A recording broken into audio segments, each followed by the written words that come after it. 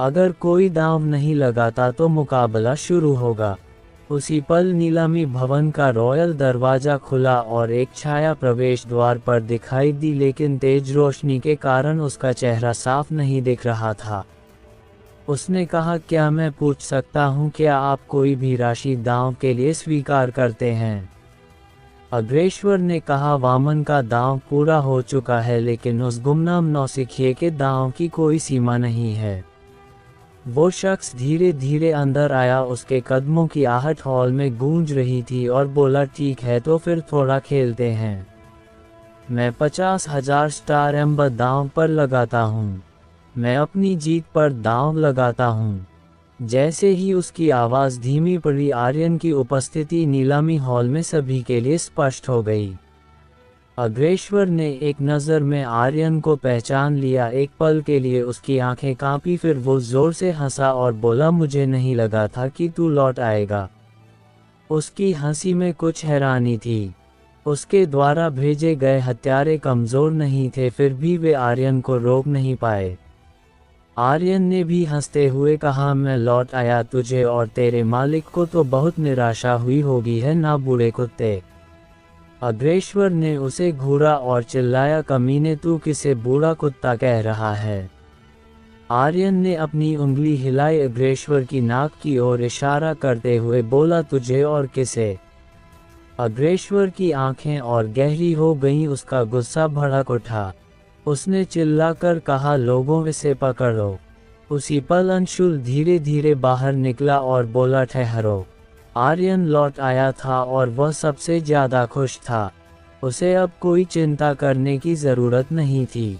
इसके अलावा आज की नीलामी बहुत खास थी, इतनी खास कि उसे भी नहीं पता था कि कितने दिग्गज योद्धा यहाँ नीलामी में छिपे हुए थे। इसके अलावा आज की नीलामी का मुख्य पात्र अग्रेश्वर द्वारा नीलाम किया जा रहा कोई खजाना नहीं था, बल्कि 100 वर्ष की आयु बढ़ाने वाली पिल थी। और आर्यन उस पिल का निर्माता था।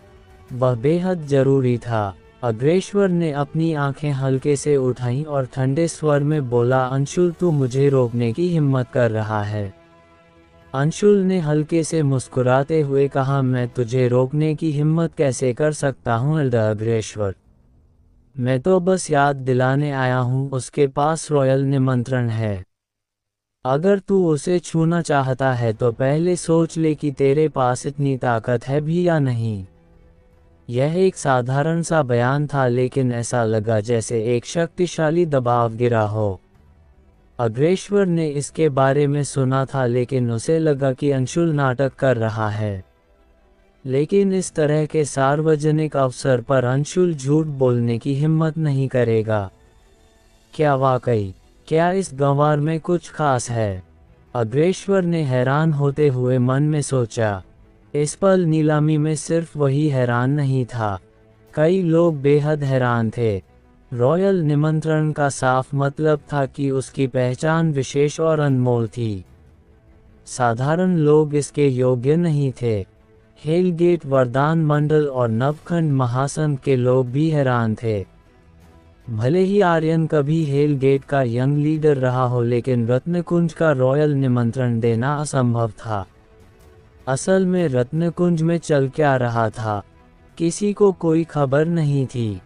गौरांग बुदबुदाया, ये शख्स कौन है? इतना शानदार, इसके पास वाकई रॉयल निमंत्रण है। तुम्हें पता है, आम निमंत्रण भी कमाल का होता है। रॉयल निमंत्रण तो स्वर्ग को चुनौती देने जैसा है। वीरन ने कंधे उचकाए और बोला, कौन जाने ये कौन है? शायद किसी अविश्वसनीय योद्धा का वंशज हो। औजा ने दूर से आर्यन पर एक नज़र डाली, बस एक नज़र, और फिर उसने उसकी ओर नहीं देखा। उन चारों को नहीं पता था कि यह आर्यन था। उसकी शक्ल पूरी तरह से बदल चुकी थी। वह एकदम अलग इंसान था। वो उसे कैसे पहचान सकते थे? अग्रेश्वर की आंखें और गहरी हो गईं।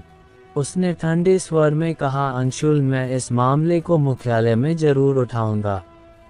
रॉयल निमंत्रण की पहचान बहुत अनमोल थी। वह उसे छू नहीं सकता था। ये रत्नकुंज का नियम था। अंशुल हंसा, अभी जा और शिकायत कर, यह पहली बार तो नहीं होगा। अगर हिम्मत है तो अभी जा। अग्रेश्वर ने ठंडी हकार भरी और बोला, मैं जाऊंगा, पर अभी नहीं, मैं अभी इस तमाशे को देखने का इंतजार कर रहा हूँ।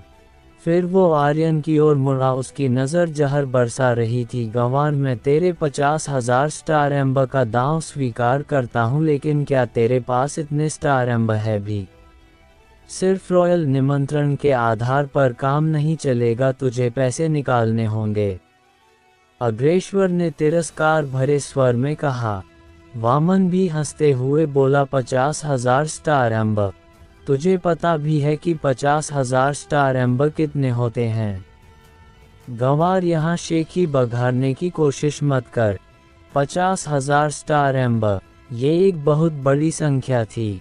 यहाँ तक कि एक प्रथम श्रेणी का परिवार भी इतने स्टार एम्बर नहीं निकाल सकता था, और डॉक वर्ल्ड में कुछ महीनों पहले आए किसी शख्स के लिए तो यह और भी असंभव था। लेकिन ये साधारण इंसान की बात थी। आर्यन कोई साधारण इंसान नहीं था। वह 50,000 स्टार एम्बर तो नहीं निकाल सकता था, लेकिन उसके पास बराबर मूल्य की कई चीजें थीं। जैसे ही आर्यन बोलने वाला था, ऊपर से सियान ड्रैगन ने कहा, छोटे भाई आर्यन के 50,000 स्टार एम्बर मैं दूंगा। ये मेरा रॉयल कार्ड है, इसमें ठीक 50,000 स्टार एम्बर हैं। ये कहते हुए सियान ड्रैगन ने रॉयल कार्ड फेंक दिया। ये 50,000 स्टार एम्बर की बात थी, लेकिन उसने पलक भी नहीं झपकी। सब हैरान रह गए। अग्रेश्वर ने मन में गर्व से हंसते हुए सोचा, सियान ड्रैगन हो सियान ड्रैगन, यह शायद तेरी सारी जमा पूंजी है। आज मैं तुझे कंगाल कर दूंगा। इस दौलत के बिना मैं देखता हूँ तू आगे पिल रिफाइनिंग के लिए जड़ी बूटियाँ कहाँ से लाएगा। आर्यन ने ऊपर कक्ष की खिड़की पर खड़े सियान ड्रैगन को देखा और बोला, धन्यवाद सियान भाई। कई लोगों के दिल फिर से कांप उठे। सियान ड्रैगन में जरा भी अहंकार नहीं था, बल्कि वो तो बहुत विनम्र था और अपनी मुद्रा को और भी नीचे कर लिया। उसने मुस्कुराते हुए कहा, ये तो कुछ भी नहीं है छोटे, तेरे लिए तो जान भी हाजिर है। अंशुल बुदबुदाया, भाई ये तूने क्या किया? ये तो वही पैसा है जो नीलत्रंग साम्राज्य ने तुझे पिल्स रिफाइनिंग के लिए दिया था। अगर तू हार गया तो मैं देखता हूँ तू नीलत्रंग साम्राज्य को क्या जवाब देगा। सियान ड्रैगन के चेहरे पर मुस्कान थी, लेकिन उसकी हथेलियां और पीठ ठंडे पसीने से भीग गई थीं। अगर आर्यन हार गया जैसा कि अंशुल ने कहा, वह वाकई जवाब नहीं दे सकता था। लेकिन सियान ड्रैगन जिद्दी लहजे में बोला, मुझे आर्यन का साथ देना ही होगा। वो मेरा सौगंध भाई है। भले ही मैं हार जाऊं, मुझे उसका साथ देना होगा। इसके अलावा आर्यन के पास नीलामी के लिए वो उम्र बढ़ाने वाली पिल थी। उस पिल की कीमत कितनी थी? ये निश्चित रूप से 50,000 स्टार एम्बर से तो कहीं ज्यादा थी। इसलिए सियान को कोई चिंता नहीं थी। अग्रेश्वर हंसा और बोला, चूंकि सियान ड्रैगन भुगतान कर रहा है तो सब ठीक है। लगता है सियान ड्रैगन इस गंवार को बहुत महत्व देता है। इतना बड़ा दांव, लेकिन शायद तुझे अभी नहीं पता, वामन की शक्तियां चंद्रतारा स्तर तक पहुंच चुकी है। तेरे 50,000 स्टार एम्बर के लिए मैं तेरा शुक्रिया अदा करता हूं। ये सुनते ही सियान ड्रैगन की भौहें कांपीं। उसने मन में सोचा, खबर वाकई सच थी। भीड़ में फिर से चर्चा की लहर दौड़ गई। चंद्रतारा स्तर, वामन की प्रतिभा वाकई कमाल की है। इस बार ये गंवार उसका मुकाबला कतई नहीं कर सकता। हाँ, मैंने अभी 3,000 स्टार क्रिस्टल वामन की जीत पर लगाए हैं। लगता है मैं अच्छा खासा कमा लूंगा। गौरांग का चेहरा उदास हो गया। उसने कहा, वीरन, इस बार हम बुरी तरह हार गए। 10 स्टार एम्बर हमारी सारी जमा पूंजी थी, अब गई। मुझे फिर से भूखा सोना पड़ेगा। वीरन का भी यही हाल था। कमबख्त, इस हरामी ने मुझे धोखा दिया। उसे पहले उनकी शक्तियों के बारे में बता देना चाहिए था। चंद्रतारा स्तर, अब हम क्या करें? चारों वॉर गॉड मुरझा गए। यह एक ऐसा दांव था जिसमें हार निश्चित थी। चंद्रतारा स्तर बनाम हस्तारा स्तर स्तरों का अंतर 10 क्या 20 से भी ज्यादा था। वे कैसे लड़ सकते थे? ये एक ऐसी शक्ति थी जो पूरी तरह कुचल देती थी। खत्म खत्म मेरे 10 स्टार एम्बर। वीरन रोना चाहता था लेकिन आंसू नहीं निकल रहे थे। उधर अंशुल ने जब देखा कि वामन के हाथ में तलवार थी तो अचानक उसकी भौहें सिकुड़ गईं। इसका क्या मतलब था? इसका मतलब था कि आर्यन की जमाने वाली शक्ति शायद काम नहीं करेगी। वामन ने पहले से ही तोड़ सोच लिया था। अगर ऐसा हुआ तो आर्यन की आखिरी उम्मीद भी खत्म हो जाएगी। उसी पल अंशुल ने आर्यन को देखा और बोला, छोटे भाई, अगर तू ये मुकाबला नहीं करना चाहता तो कोई तुझे मजबूर नहीं कर सकता। अग्रेश्वर ने तुरंत कहा, अंशुल तेरा क्या मतलब है? अंशुल ने उसे अनदेखा किया और आर्यन को देखता रहा। अग्रेश्वर ने ठंडी हंसी हंसते हुए कहा, पीछे हटना चाहते हो? हा हा हा। अंशुल, अगर ऐसा हुआ तो भले ही वह मुकाबला से पीछे हट जाए, तुझे सभी के सामने वामन से माफी मांगनी पड़ेगी। अंशुल को इसकी परवाह नहीं थी। भले ही उसे आधी जान गंवानी पड़े, वह पलक भी नहीं झपकता। माफी मांगना क्या चीज थी? इस वक्त उसे केवल आर्यन की जान की फिक्र थी। कई महायोद्धा नजरें गड़ाए हुए थे और रत्नकुंज का अध्यक्ष भी आर्यन का इंतजार कर रहा था। आर्यन ने हल्के से कहा, भाई अंशुल, चिंता मत करो, कुछ लोग नीचता में डूबे रहते हैं। अगर तुम उन्हें एक थप्पड़ नहीं मरोगे तो वे मक्खी की तरह तुम्हारे सामने भिनभिनाते रहेंगे। ऐसे नीच लोगों से निपटने का सबसे अच्छा तरीका है उन्हें एक थप्पड़ में मार डालना। ये कहकर आर्यन धीरे धीरे मंच पर चढ़ गया। वामन ने उपहास भरी हंसी हंसी, गंवार, मैंने सोचा तू भाग गया था। मुझे नहीं लगा था कि तू वाकई आने की हिम्मत करेगा। लेकिन ये अच्छा है, मैं अब तुझे सभी के सामने मेरे सामने घुटने टेकने पर मजबूर करूंगा। हा हा हा। आर्यन ने ठंडे स्वर में कहा, अगर तेरी बकवास खत्म हो गई हो तो शुरू कर सकते हैं। वामन की नजरें काली हो गईं, उसकी आंखों से तीव्र हत्या की मंशा निकल रही थी। चंद्रतारा स्तर की शक्ति तुरंत फट पड़ी और वो गहरे स्वर में चिल्लाया, घुटने टेकने को तैयार हो जा। बोलते ही वामन की लंबी तलवार ने हवा को चीर दिया। उसकी आकृति हजारों परछाइयों की तरह थी जिसने पूरे नीलामी मंच को सील कर दिया। प्रत्येक छाया में मौत छिपी थी, जैसे 1000 तीर एक साथ चल रहे हों। ये तो 1000 परिवर्तन तकनीक है, नवम श्रेणी की शिखर तलवार तकनीक। इस तलवार तकनीक को मैं भी रोक नहीं सकता। ये लड़का तो पक्का मर गया। वामन वाकई वामन है। उसने 1000 परिवर्तन तलवार तकनीक को इतने असाधारण स्तर तक साध लिया है। हस्तारा स्तर तो छोड़ो, उससे ऊंची शक्तियों वाले भी इसे शायद ना झेल पाएं। अंशुल की भौहें और सिकुड़ गई। सियान ने अपनी मुट्ठियां इतनी जोर से भींची कि उसकी हथेलियां पसीने से भीग गई थीं। सूरमास का भी यही हाल था। वह एकटक नीलामी मंच को देख रहा था। उसने मन में कहा, बॉस, पूरी ताकत लगा दो। लायबा और अमोघेश भी बेहद चिंतित थे। हॉल में मौजूद अन्य सभी लोग ऐसे दिख रहे थे जैसे कोई शानदार तमाशा देख रहे हों। इसके अलावा वो सब मानते थे कि आर्यन अब मरने वाला था। वामन की तलवार कला को झेलने का उसके पास कोई रास्ता नहीं था। आर्यन ने अपनी आंखें हल्के से उठाईं। अचानक उसके शरीर से मेघतारा के 6ठे लेवल की शक्तियां फट पड़ी। कई लोग हल्के से सिहर उठे। मेघतारा स्तर? क्या ये हस्तारा स्तर पर नहीं था? उसने सिर्फ 3 दिनों में ब्रेक थ्रू कर लिया, वो भी 6ठे लेवल तक। लेकिन तो क्या, मेघतारा के 9वें लेवल का योद्धा भी चंद्रतारा स्तर के योद्धा का मुकाबला नहीं कर सकता। वो फिर भी मरेगा। सब हैरान थे। हालांकि आर्यन की शक्तियों ने उन्हें चौंका दिया था, लेकिन ये नतीजा नहीं बदल सकता था। वामन ने भी ठंडी हंसी हंसते हुए कहा, मेघतारा स्तर, तू फिर भी मरेगा।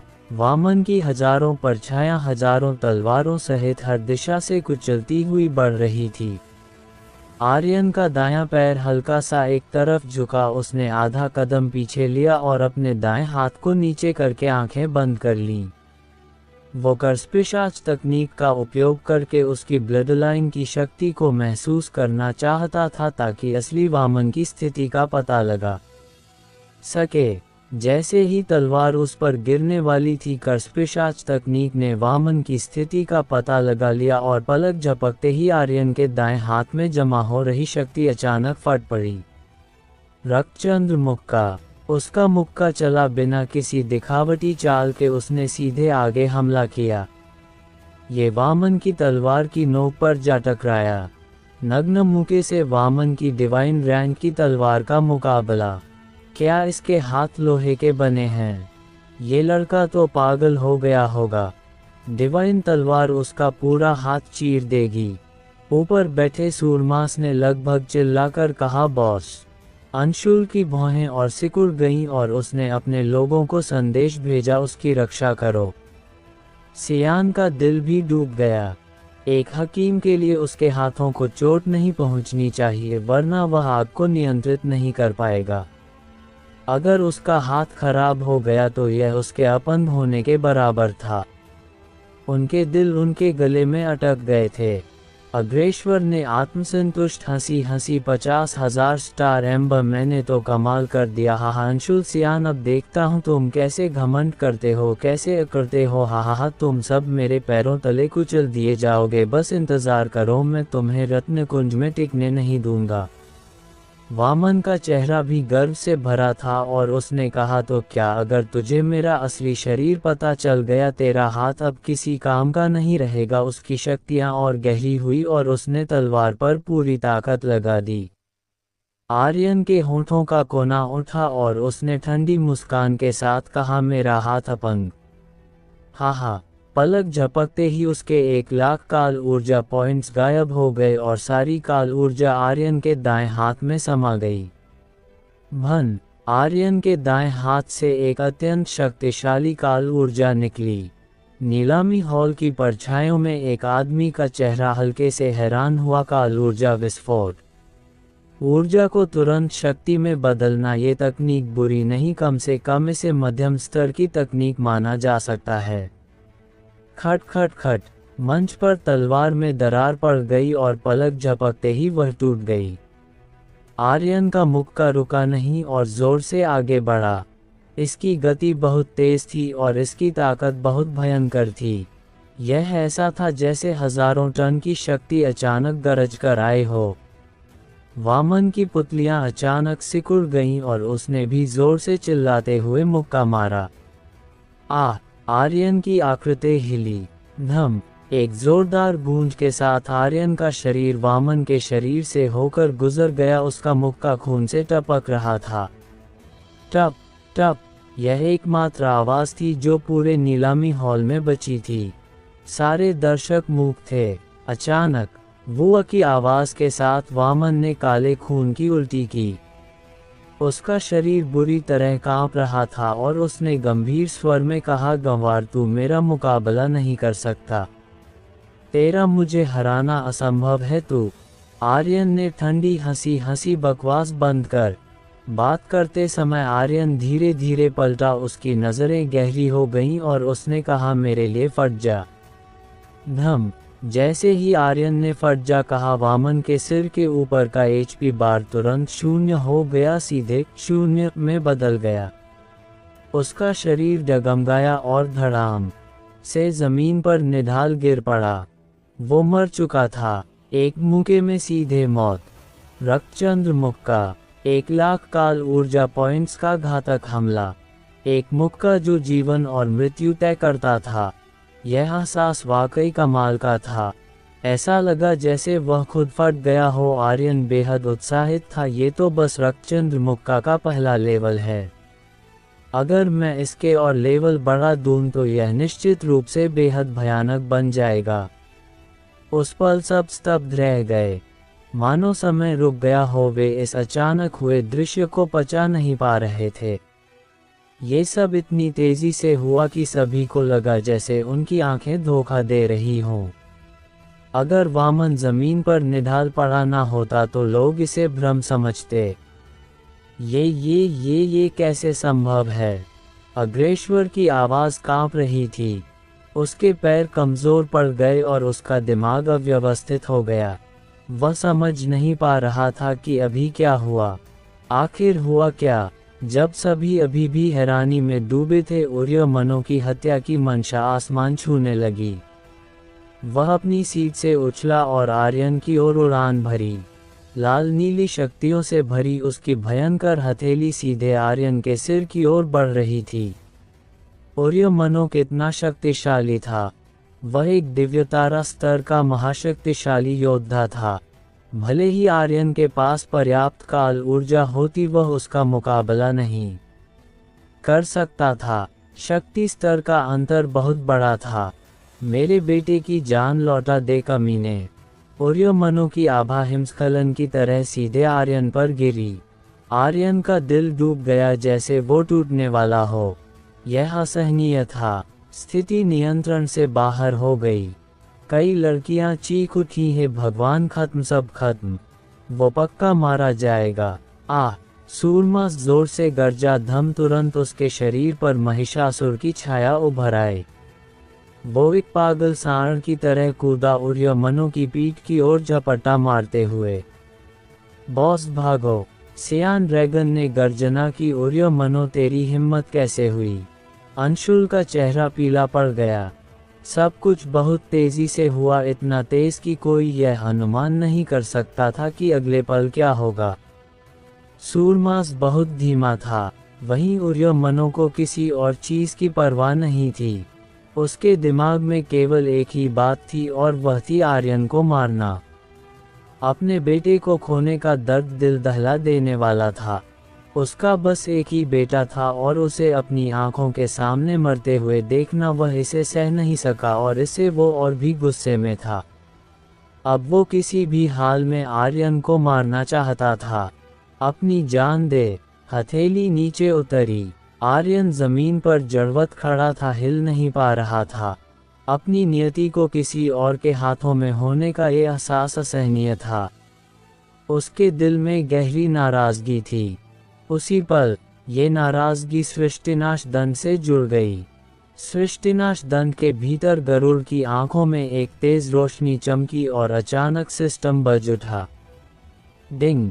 बधाई हो आर्यन सूर्य गरुड़ की शक्ति को 3 सेकंड तक उपयोग करने के लिए।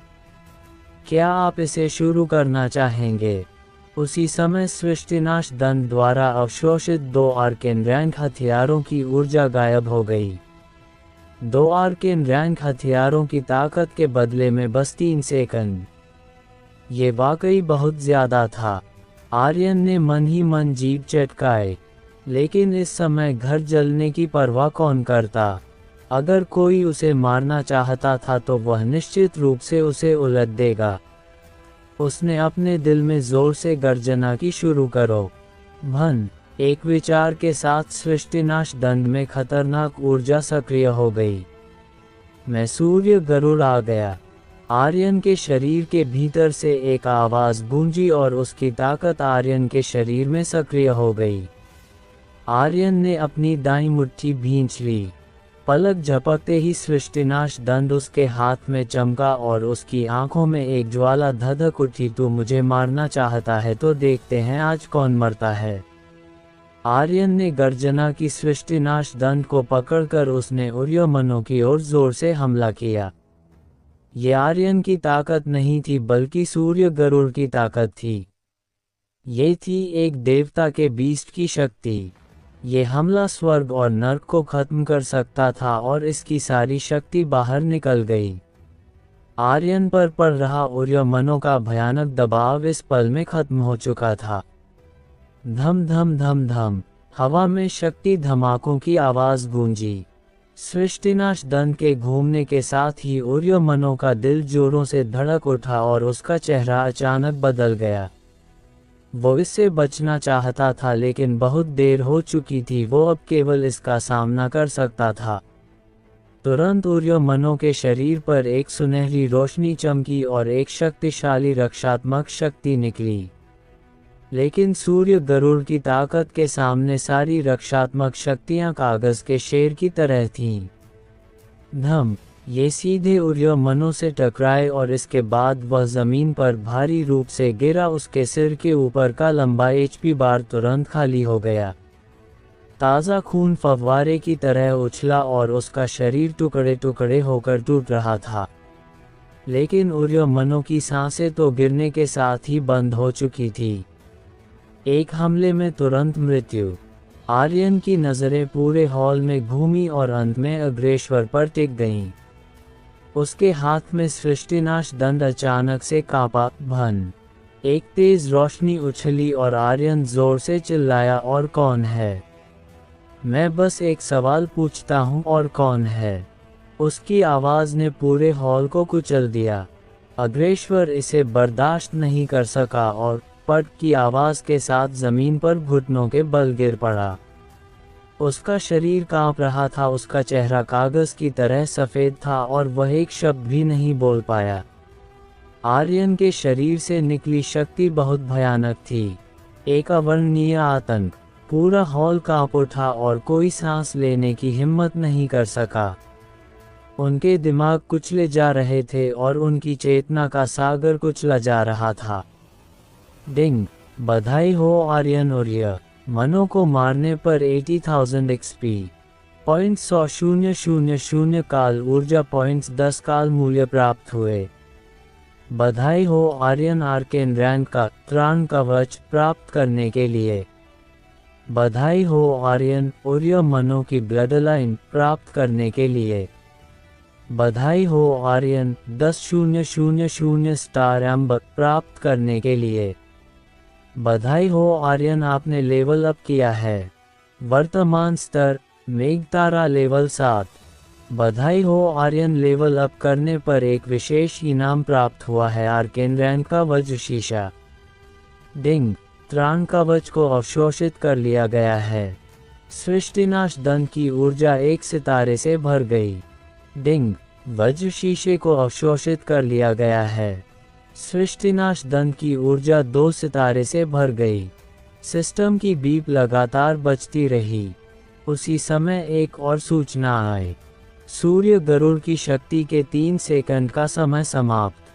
3 सेकंड समय बहुत कम था, इतना कम कि आर्यन को इसे ठीक से अनुभव करने का मौका भी नहीं मिला और उसकी शक्ति चली गई। मुझे अभी थोड़ा और मज़ा लेने देते।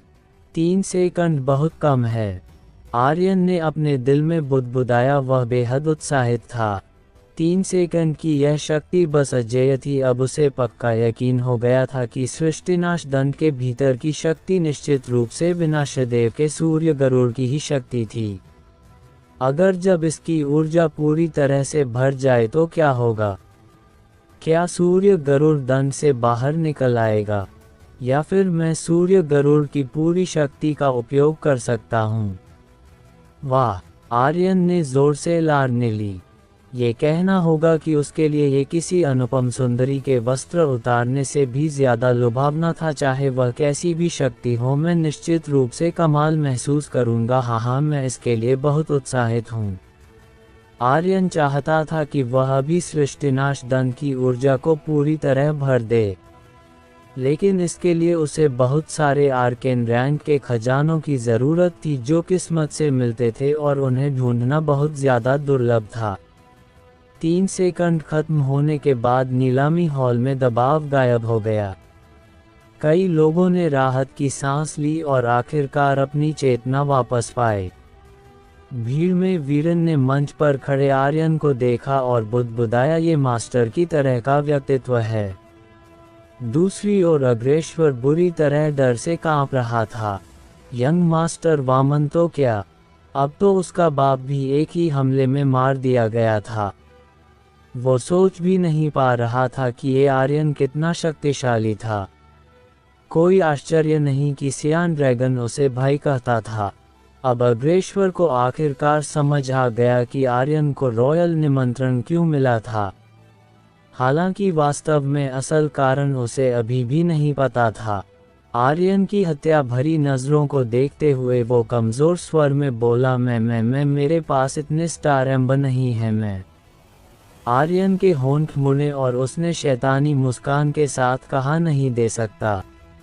मुझे परवाह नहीं कि तू दे सकता है या नहीं। अगर नहीं दे सकता तो तुझे अपनी जान से इसकी कीमत चुकानी होगी। 2,50,000 स्टार एम्बर। कौन इसे एक बार में दे सकता था? आर्यन अच्छी तरह से जानता था कि अग्रेश्वर इतने सारे स्टार एम्बर नहीं दे सकता था, लेकिन उसने उसे इतना घमंड दिखाया था, उसका इतना मजाक उड़ाया था और उसे नीचा दिखाया था, तो आर्यन उसे आसानी से छोड़ने वाला नहीं था।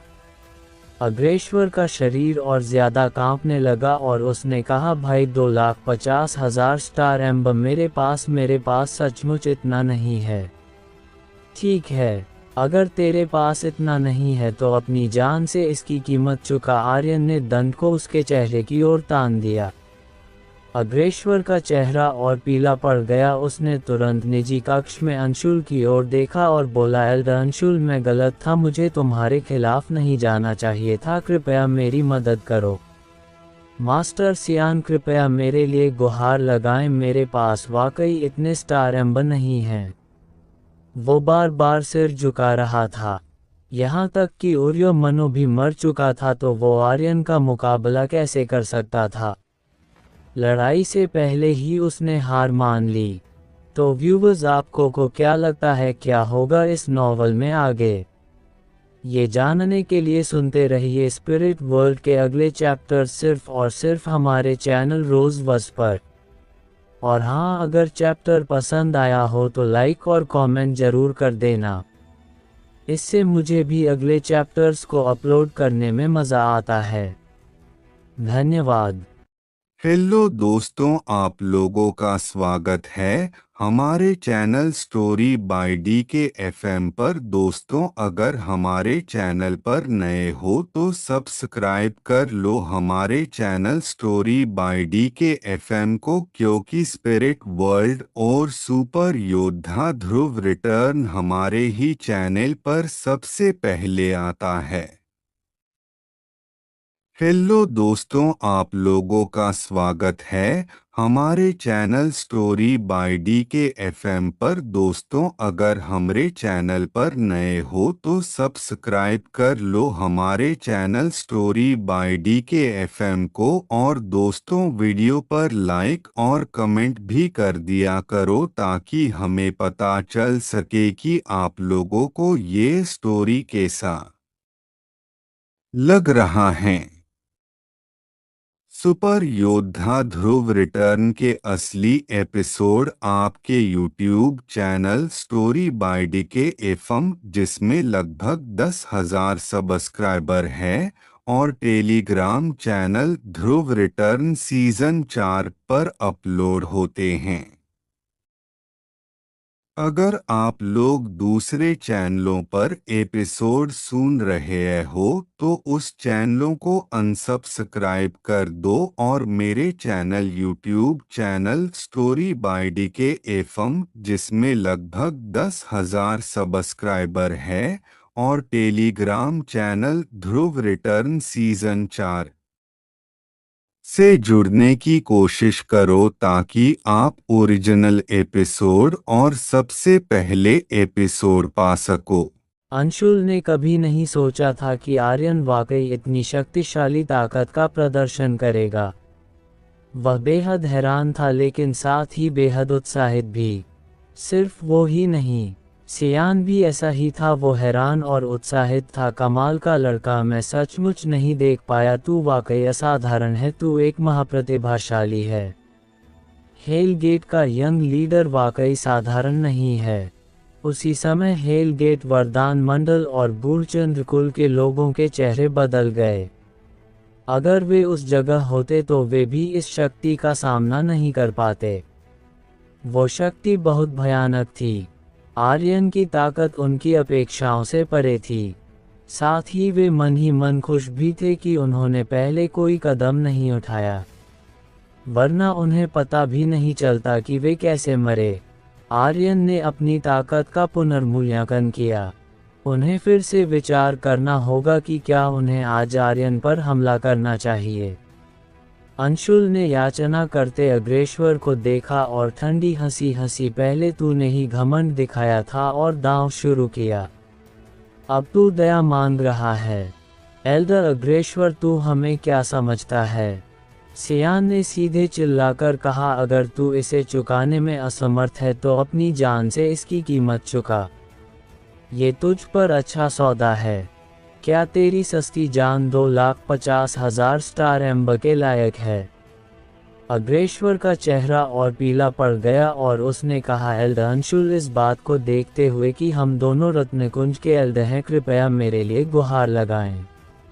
अगर वो 2,50,000 स्टार एम्बर नहीं दे सका तो आर्यन वाकई उसे मार डालेगा। उसी समय नीलामी मंच के पीछे से एक व्यक्ति बाहर निकला। वो एक साधारण व्यक्ति की तरह दिखता था और उसके शरीर पर कोई आभा का उतार चढ़ाव नहीं था। वो पर्दे के पीछे से बाहर आया और हल्के से बोला, उसके 2,50,000 स्टार एम्बर मैं दूंगा और ये नीलामी जारी रहेगी। अग्रेश्वर के लिए वह एक उद्धारक की तरह था। उसने पलटकर उस व्यक्ति को देखा। अचानक उसका चेहरा और गहरा हो गया और वह धप की आवाज के साथ जमीन पर घुटनों के बल गिर पड़ा। अध्यक्ष जी, अंशुल का चेहरा भी बदल गया। नीलामी में कई लोग चुपके से हैरान थे, यहाँ तक कि अध्यक्ष रत्नराज भी यहाँ हैं। लगता है ये नीलामी एक साधारण नीलामी नहीं है। क्या वो उस डिवाइन स्क्रॉल की वजह से आए हैं? शायद हाँ, डिवाइन स्क्रॉल अंतिम वस्तु है। मैंने सुना है कि ये वस्तु देव मीनार में प्रवेश करा सकती है। मैंने सुना है कि देव मीनार एक ऐसी विशाल शक्ति है जो डॉक वर्ल्ड की किसी भी अन्य शक्ति से ऊपर है। बस वे लोग जिनमें देवता बनने की क्षमता है वहां प्रवेश कर सकते हैं। एक बार देव मीनार में प्रवेश करने के बाद वे ऊपरी देवलोक में कदम रखने वाले महाप्रतिभाशाली के बराबर होंगे। ये बात सच है कि डिवाइन स्क्रॉल देव मीनार का प्रवेश पत्र है, लेकिन ये बात स्पष्ट नहीं है कि क्या कोई वाकई देव मीनार में प्रवेश कर सकता है। डिवाइन स्क्रॉल देव मीनार से जुड़ा था, लेकिन ये कोई नहीं जानता था कि देव मीनार कैसी जगह है और असल में है भी या नहीं। कुछ कहते थे कि ये देव मीनार एक विशाल संप्रदाय था, जो इसमें प्रवेश करता वो देवलोक में प्रवेश कर सकता था। कुछ कहते थे कि ये एक आत्मिक खजाना था और इसमें डार्क वर्ल्ड के असंख्य खजाने थे।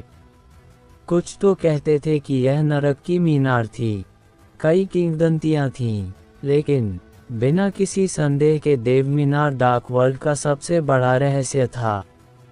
डिवाइन स्क्रॉल की उपस्थिति ने वाकई कई महारथियों को इसके लिए लड़ने के लिए आकर्षित किया था, पर यह भी रत्नकुंज के अध्यक्ष को आकर्षित करने के लिए पर्याप्त नहीं था। आर्यन का चेहरा भी बदल गया। वो बता सकता था कि उसके सामने खड़ा व्यक्ति साधारण नहीं था। वो हल्का सा मुस्कुराया, फिर अग्रेश्वर को देखते हुए बोला, चून की कोई भुगतान करने को तैयार है तो तेरी जान बच गई, लेकिन मुझे ये तुरंत चाहिए। रत्नराज ने मुस्कुराकर कहा, कोई बात नहीं, मेरे साथ आओ, मैं सारी कीमत चुका दूंगा। ये कहकर उसने अग्रेश्वर को ठंडी नज़रों से घूरा। ये ठंडी नज़र ही थी जिसने अग्रेश्वर का दिल बुरी तरह से कांपा दिया। इस नज़र ने उसे मौत की सजा सुना दी थी। आर्यन ने कोई हिचकिचाहट नहीं दिखाई। इस वक्त उसे वाकई पैसों की ज़रूरत थी। उसे नवप्रभा तकनीक और चंद्रकांति पुष्प खरीदने के लिए पैसे चाहिए थे। उसे ये दोनों चीज़ें हर हाल में खरीदनी थीं, इसलिए उसे ये 2,50,000 स्टार एम्बर लेने ही थे। आर्यन रत्नराज के पीछे पीछे मंच से चला गया। उसी वक्त वीरन अचानक खड़ा हुआ और बोला, और मेरे पैसे, तू उन्हें खाने के बारे में तो नहीं सोच रहा ना?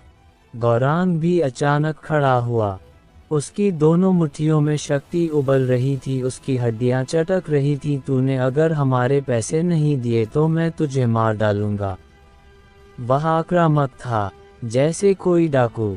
वीरन ने आर्यन की गायब होती आकृति को देखा और बुदबुदाया, इस शख्स का व्यक्तित्व बिल्कुल मास्टर जैसा है और उसके बोलने का तरीका भी वैसा ही है। क्या वो मास्टर नहीं? वीरेन ने अपने दिल में कड़वाहट भरी हंसी हंसी और धीरे से बुदबुदाया, मैं ज़्यादा सोच रहा हूँ। मास्टर की शक्ल इस शख्स से पूरी तरह अलग है। वो मास्टर कैसे हो सकता है? सिर्फ वीरेन ही नहीं, गौरांग, ओजा, एजकांत और बाकी 4 जो आसपास कर्मचारियों के भेष में थे को भी यही एहसास हुआ। उस पल में उन्हें वो वाकई उनके मास्टर जैसा लगा, लेकिन उसकी शक्ल धरती के आर्यन से बेमिल थी और वो उसे बिल्कुल नहीं पहचान सके। एक विशेष निजी कक्ष में, ये कक्ष विशेष सामग्रियों से बना हुआ था और ये एक खुले स्थान की तरह था, लेकिन भीतर की हवा किसी अदृश्य परत से सील थी। बाहर चाहे ब्रह्मतारा स्तर का महायोद्धा खड़ा हो, वो भीतर की हल्की सी आहट तक नहीं सुन सकता था। यहाँ तक कि सबसे पैनी मानसिक धार विचारों की तरंगें भी इस कमरे की दहलीज पार नहीं कर सकती थीं। रत्नराज ने आर्यन को देखा, उसे ध्यान से ऊपर से नीचे तक निहारा और आखिरकार बोला, तू हेलगेट का पूर्व यंग लीडर है। उसकी नज़रें ऐसी थी जैसे वो आर्यन को अंदर तक से पढ़ने की कोशिश कर रहा हो। आर्यन ने हल्के से मुस्कुराकर कहा, हेलगेट का यंग लीडर, मेरा नाम आर्यन है। रत्नराज ने दूसरा सवाल पूछा, क्या तुम्हारे शरीर की शक्ति जागृत हो चुकी है? ये सवाल फिर से आर्यन ने ये सवाल 1 से ज़्यादा बार सुना था। पहली बार दामुश शहर में गुलाम मालिक ने यही बात कही थी। धवलकुल में भी उसने ये सवाल कई बार सुना था। आर्यन को वाकई नहीं पता था कि उसके शरीर में किस तरह की शक्ति छिपी थी। उसने इस शरीर का 1 से ज़्यादा बार अध्ययन किया था, लेकिन उसे वाकई कोई खास शक्ति नहीं मिली। वो इसे महसूस भी नहीं कर सकता था, तो ये जागृत कैसे हो सकती थी? ये कैसी शक्ति है? अगर एक व्यक्ति ने ये पूछा होता तो ठीक था, लेकिन अगर हर कोई जो हेलगेट के यंग लीडर को जानता था ये सवाल पूछता था, तो कुछ ना कुछ बात जरूर थी। इसका मतलब था कि आर्यन के इस शरीर में वाकई कोई भयंकर शक्ति छिपी थी, एक ऐसी शक्ति जिससे लोग डरते थे। थोड़े समय में आर्यन इतनी तेजी से उभरा था कि कई लोगों को लगा कि उसकी शक्तियां जागृत हो चुकी थी। आर्यन ने एक रहस्यमय मुस्कान बिखेरी और हल्के से कहा, क्यों ना तुम अंदाजा लगाओ। रत्नराज ठिठक गया और फिर गंभीरता से बोला, अगर वाकई तुम्हारे शरीर की शक्ति जागृत हो चुकी है तो मैं नीलामी रद्द कर सकता हूं और डिवाइन स्क्रॉल तुझे दे सकता हूं। इस बार आर्यन हैरान रह गया। डिवाइन स्क्रॉल नीलामी का अंतिम खजाना, इसका मूल्य अतुलनीय था। इसको पाने के लिए रत्नकुंज ने बहुत सारा धन, संसाधन और मानव शक्ति खर्च की थी। ये कहना होगा कि उन्होंने इसे पाने के लिए बहुत मेहनत की थी, पर अब वे इसे आर्यन को मुफ्त में दे रहे थे। आर्यन अंदर तक से हैरान था, मगर सतह पर शांत रहा। मुझे ही क्यों? रत्नराज ने जवाब नहीं दिया, बल्कि धीरे से बोला, ये डिवाइन स्क्रॉल देवमीनार की परीक्षा देने का एक पत्र है। अगर तुम्हारी शक्ति जागृत हो चुकी है तो तुम्हारी क्षमता के साथ तुम देवमीनार में प्रवेश कर सकते हो। इससे तुम देवमीनार की सुरक्षा में आ जाओगे। इस तरह हेलगेट, वरदान मंडल और नवखंड महासंघ तुम्हें छूने की हिम्मत नहीं करेंगे। इसके अलावा देवमीनार तुम्हें आसमान छूने दे सकती है और ऊपरी देवलोक में कदम रखने दे सकती है। तुम तो सीधे देवयुद्ध क्षेत्र में भी प्रवेश कर सकते हो। ये सुनकर आर्यन का दिल धक से रह गया। क्या वास्तव में देवमीनार इतना शक्तिशाली अस्तित्व था? क्या ये हेलगेट, वरदान मंडल और नवखंड महासंघ को भी कुचल सकता था? और प्राचीन देवयुद्ध क्षेत्र में प्रवेश, ये वह स्थान था जिसका आर्यन हमेशा सपना देखता था। दग्धात्मा ने एक बार कहा था कि अगर वो स्वर्गीय व्यवस्था की शक्ति को बदलना चाहता है और उच्च और सर्वशक्तिमान मुख्य देवताओं को मुख्य नींव से खींचना चाहता है, तो उसे उस देवयुद्ध क्षेत्र में प्रवेश करना होगा ताकि वह प्राकृतिक व्यवस्था से परे की शक्ति प्राप्त कर सके। मुख्य नींव, हालांकि आर्यन को नहीं पता था कि असल में ये कैसा अस्तित्व है या इसे क्या कहते हैं, लेकिन पूरे संसार में हर चीज़ की जड़ उन्हीं से जुड़ी थी। उसने बस इसे ध्वस्त करने की कसम खा ली थी। रत्नराज ने जो कहा वह आर्यन के लिए बहुत लुभावना था, लेकिन आर्यन ने खुद को खोया नहीं। उसने फिर से दोहराया, तुम मुझे इसे क्यों दे रहे हो? तुमने अभी भी मेरा जवाब नहीं दिया। रत्नराज ने आर्यन को देखा और बोले, क्योंकि तुम्हारे पिता मेरे एक बहुत अच्छे दोस्त थे। उस समय हेल गेट की त्रासदी के बारे में मैं कुछ नहीं कर सका।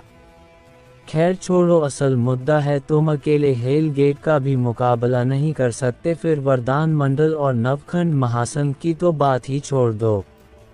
तुम उनके लिए कोई मुकाबला नहीं हो। देवमीनार में प्रवेश करना ही तुम्हारा एकमात्र रास्ता है आर्यन, ये तुम्हारा एकमात्र विकल्प है। लेकिन ये सब इस बात पर निर्भर करता है कि तुम्हारे शरीर की शक्ति जागृत हो चुकी है या नहीं, वरना चाहे तुम कितने भी शक्तिशाली क्यों ना हो, तुम देवमीनार की परीक्षा पास नहीं कर पाओगे। हर किसी को बस एक मौका मिलता है। अगर तुम असफल हुए तो तुम्हें दूसरी बार परीक्षा देने का मौका कभी नहीं मिलेगा।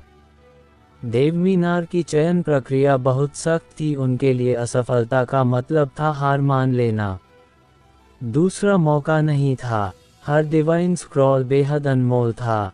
आर्यन ने मुस्कुराकर कहा, मैं डिवाइन स्क्रॉल के लिए खुद बोली लगाऊंगा। देवमीनार में प्रवेश करूं या नहीं यह मैं खुद तय करूंगा। अध्यक्ष को परेशान करने की ज़रूरत नहीं। क्या तुम मुझे अभी 2,50,000 स्टार एम्बर दे सकते हो? नीलामी शुरू होने वाली है। मैं इसे चूकना नहीं चाहता। रत्नराज स्तब्ध रह गया। उसे उम्मीद नहीं थी कि आर्यन इनकार कर देगा। डिवाइन स्क्रॉल के प्रलोभन का कोई विरोध नहीं कर सकता था, लेकिन आर्यन ने इसे ठुकरा दिया।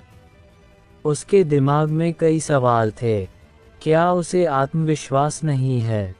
क्या उसकी शक्तियाँ अभी तक जागृत नहीं हुई है? क्या वो बदला नहीं लेना चाहता?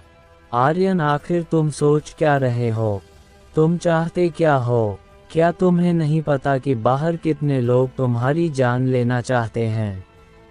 उसने ये कहा नहीं क्योंकि रत्नकुंज की शक्ति के साथ वो आर्यन की ज़्यादा मदद नहीं कर सकता था। रत्नकुंज बस उसके अकेले का नहीं था, ये रत्न कबीले का था। वह आर्यन के लिए पूरे रत्न कबीले को रसातल में नहीं खींच सकता था। उसे लगा था कि आर्यन मना नहीं करेगा, लेकिन अब उसकी योजना पूरी तरह बिगड़ गई थी। रत्नराज ने अपनी रिंग से एक बैंगनी रंग का रॉयल कार्ड निकाला और बोला, इसमें पूरे 3 लाख स्टार एम्बर हैं, बाकी 50,000 स्टार एम्बर मेरी ओर से तुम्हारे लिए एक उपहार है, क्योंकि मैं तुम्हारा चाचा हूँ। और रत्नराज ने भौहें सिकुड़ी और फिर ढीली की, हर कोई तुम्हारी जान लेना चाहता है। तुम्हें सावधान रहना होगा। तुम्हारी शक्तियाँ बेहद अस्थिर है। तुम इसे मुझसे बेहतर जानते हो। इसके बाद रत्नराज ने एक सुनहरी पिल निकाली। ये सुनहरी पिल उसे अंशुल ने दी थी। उसने इसे आर्यन को लौटाते हुए कहा, ये पिल निर्णायक पल में तुम्हारी जान बचा सकती है। इसे अपने पास रखो। आज की नीलामी में इस पिल के लिए मैं तुम्हारा नाम सार्वजनिक नहीं करूँगा, क्योंकि यह तुम्हारे लिए बहुत खतरनाक है। ऐसी स्वर्ग विरोधी पिल के घोषित होने पर तुम्हारी स्थिति अब से भी ज़्यादा खतरनाक हो जाएगी। आर्यन के मना करने से पहले ही पिल उसके हाथों में ठूंस दी गई। रत्नराज ने हल्के से कहा, तुम जा सकते हो। आर्यन थोड़ा सा भावुक हो गया। ये पहली बार था जब उसने डॉक वर्ल्ड में आने के बाद गर्मजोशी महसूस की थी। लेकिन आर्यन ने कुछ नहीं कहा और निजी कक्ष से बाहर निकल गया। इस दौरान बाहर भी कुछ हलचल मची हुई थी। हेल गेट का एक योद्धा नीलामी से चला गया। वरदान मंडल और नवखंड महासंघ के योद्धा भी चुपके से चले गए। वो सभी अपने वरिष्ठों से पूछने गए कि क्या उन्हें आज का मिशन जारी रखना चाहिए। लेकिन आधे घंटे बाद जब ये लोग वापस आए तो उन्होंने एक ही जवाब दिया, मिशन जारी रखो, आर्यन को खत्म करना ही होगा। क्योंकि रत्नराज की उपस्थिति ने उन्हें और भी चिंतित कर दिया था। अगर आर्यन ने डिवाइन स्क्रॉल प्राप्त कर लिया और एक बार अगर वो देव मीनार में प्रवेश कर गया तो वो अपना आखिरी मौका खो देंगे। इसके अलावा आर्यन ने आज जो शक्ति दिखाई थी उसने एक बात साबित की। उसकी शक्ति जागृत हो चुकी थी और भले ही वह पूरी तरह जागृत ना हुई हो, वह तेजी से जागृत हो रही थी।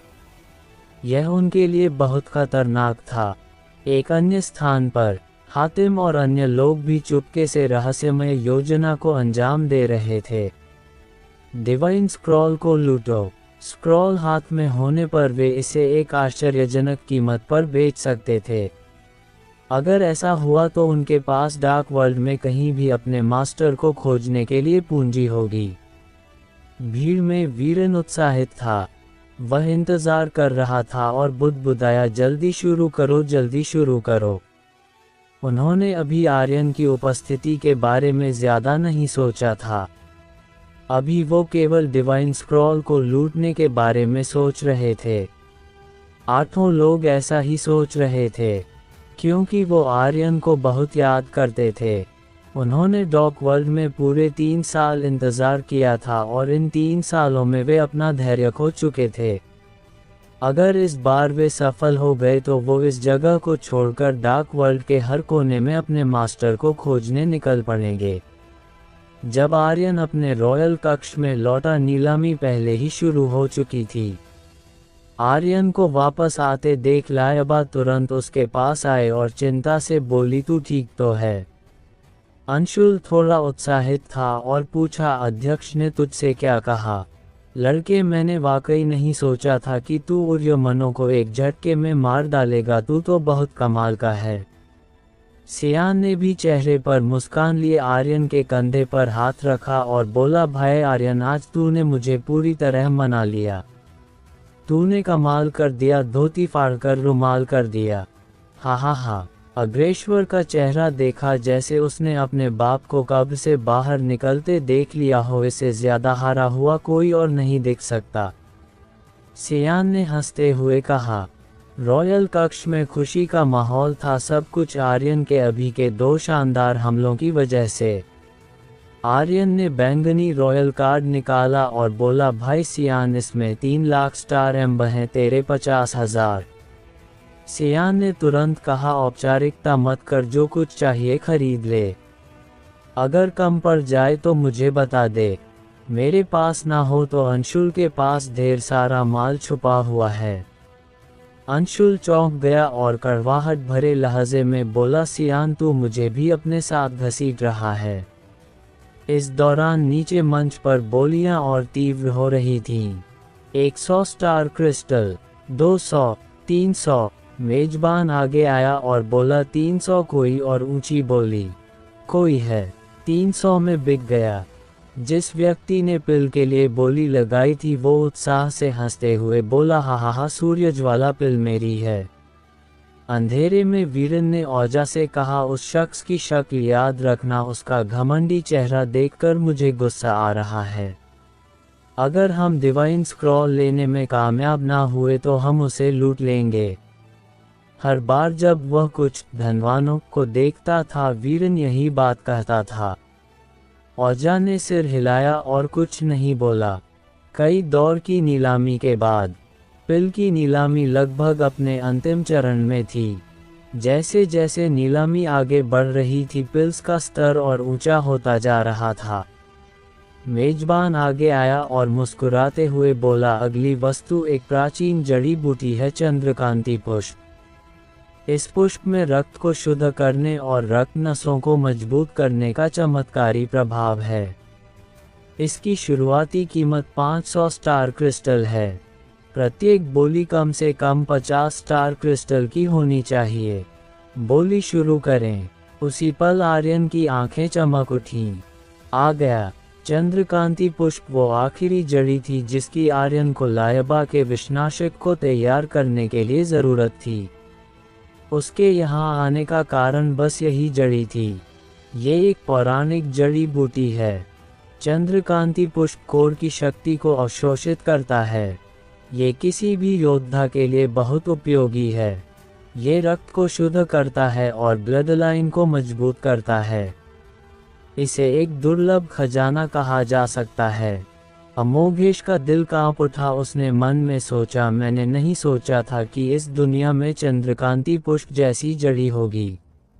अगर मैं इसे खरीद सकूं तो शायद मेरी बेटी की बीमारी ठीक हो जाए। उसकी बेटी उसके लिए सब कुछ थी।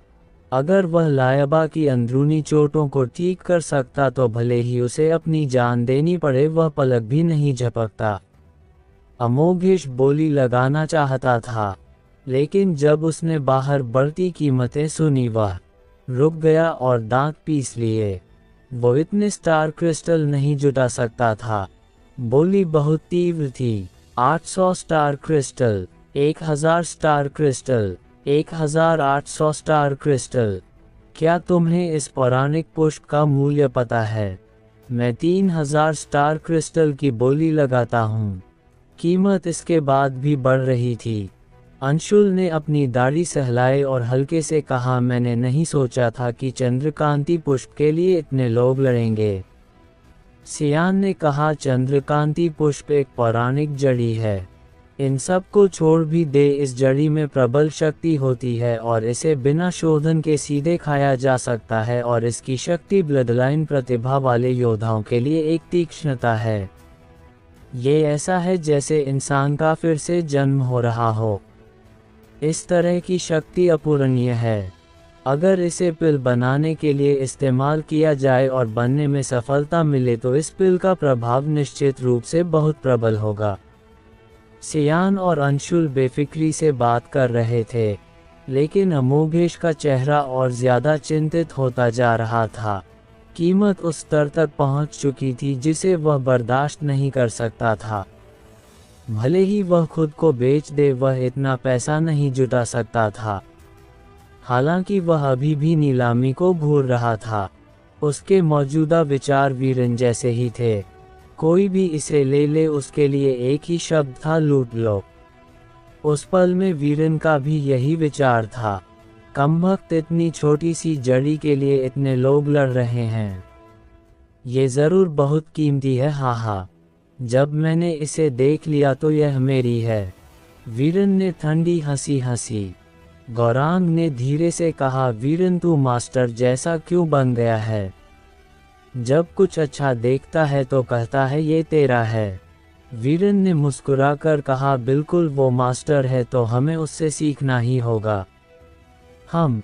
गौरांग हंसा, तो मास्टर सबसे बड़ा लुटेरा है। हाँ। औजा की नजरें ठंडी हो गईं। उसने गौरांग को घूरा। गौरांग एक ठंडे बैंगन की तरह हो गया, बिल्कुल हिलने की हिम्मत नहीं कर सका। 30,000 स्टार क्रिस्टल। कोई और ऊंची बोली? क्या कोई और ऊंची बोली लगाएगा? एक जड़ी की कीमत कुछ पिल्स से हजारों गुना ज्यादा थी।